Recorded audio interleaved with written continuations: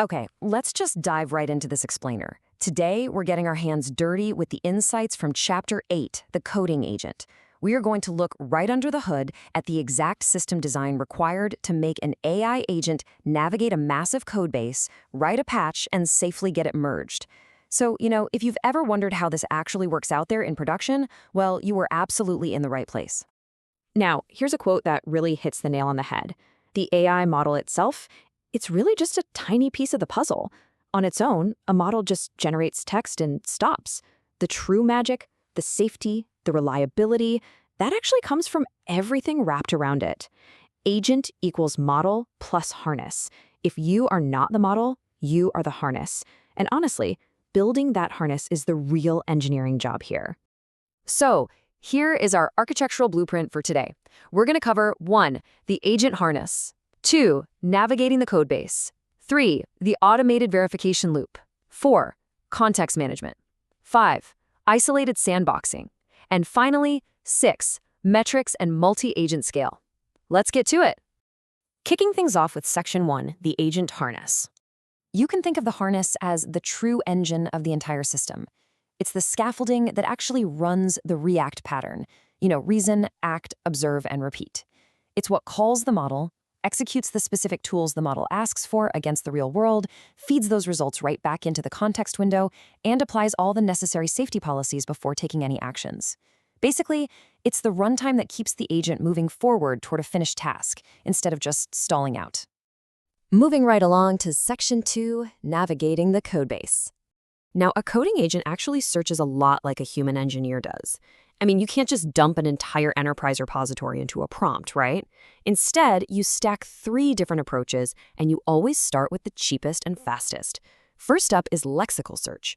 Because code is exact, incredibly fast keyword or regex searches like grep are going to be your best friend for finding exact symbol names or error strings. Then you move to structure-aware navigation. This uses abstract syntax trees to do things like jump to definitions or list colors, things a basic flat text search just can't handle. And finally, you've got semantic retrieval using embeddings. This is really your fallback for when you need to search by intent and the exact names just aren't matching up. Okay, Section 3, the automated verification loop.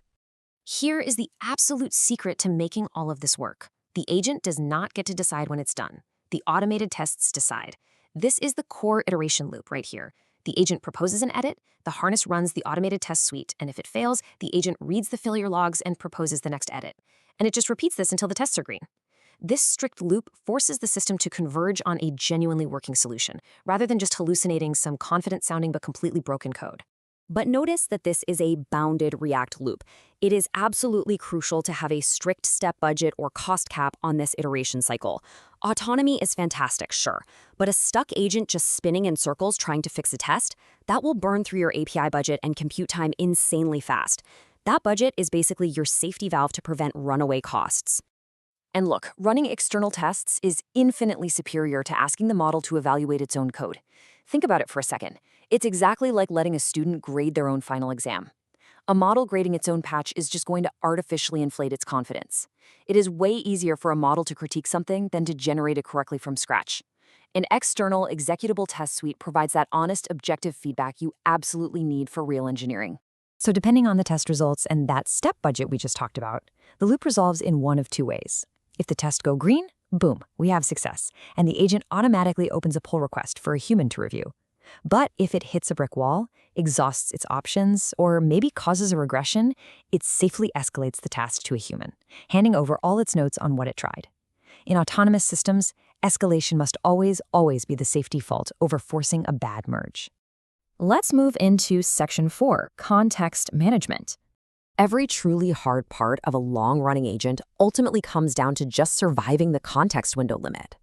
To pull that off, the agent relies heavily on tools like scratchpads and to-do lists to externalize its state.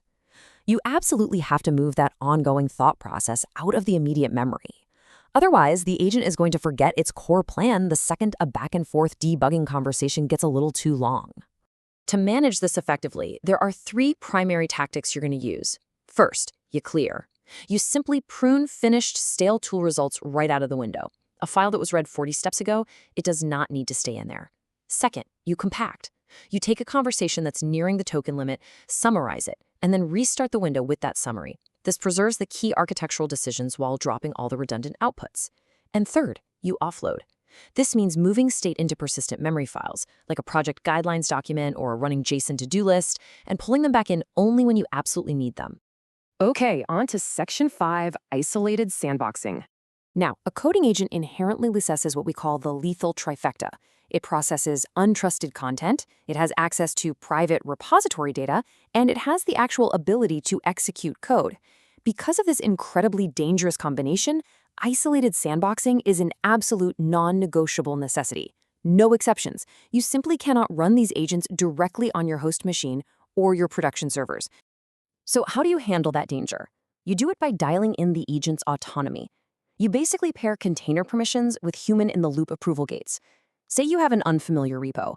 The safe default there is a read-only sandbox mode paired with an untrusted policy, essentially a plan mode where it can only read and propose.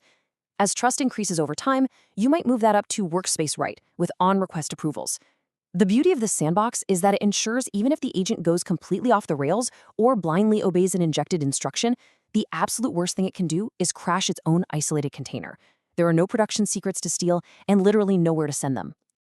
Finally, Section 6, Metrics and Multi-Agent Scale. To actually prove reliability in these systems, you use a metric called PASIC-K. Because look, averages can hide disastrous inconsistencies. If an agent gets a coding fix right on average, but completely fabricates code or breaks the build 1 time out of 4 independent tries, that system is simply not shippable. PASIC-K proves the system is reliable across the entire stream of attempts, which is what builds the actual trust you need for a real enterprise deployment. And as you scale, once a task grows past a simple, localized, single-file fix, you have to split the work up. This is where you bring in an orchestrator to manage the overall workflow. Then, a planner, using your absolute most expensive, smartest model, maps out the broad, multi-file changes. From there, you route the fast, repetitive, mechanical work down to cheaper coders' subagents. And you finish the whole thing off with a reviewer to double-check the output.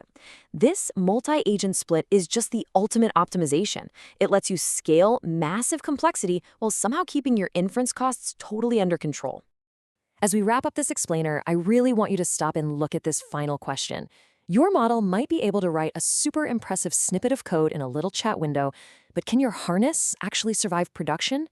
Can it navigate an unknown codebase, manage its memory limit, iterate on test failures safely inside a sandbox, and perform reliably every single time? Because at the end of the day, engineering that scaffolding, the harness, is the true job of AI system design. So think about how your own architecture stacks up right now. Thanks so much for joining me on this deep dive.